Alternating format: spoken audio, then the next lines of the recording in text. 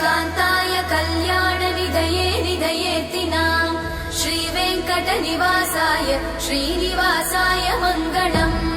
लक्ष्मी सविभ्रमालोकसुभ्रूविभ्रमचक्षुषे चक्षुषे सर्वलोकानां वेङ्कटेशाय मङ्गलम् श्रीवेङ्कटाद्रिशृङ्गाग्रमङ्गलाभरणाङ्गये मङ्गलानां निवासाय श्रीनिवासाय मङ्गलम् सर्वावयव सौन्दर्य सम्पदा सर्वचेतसां सदा सम्मोहनायास्तु वेङ्कटेशाय मङ्गलम् नित्याय निरवध्याय सत्यानन्दचिदात्मने सर्वान्तरात्मने श्रीमद् वेङ्कटेशाय मङ्गलम् स्वतः सर्वविदे सर्वशक्तये सर्वशेषिने सुलभाय सुशीलाय वेङ्कटेशाय मङ्गलम्।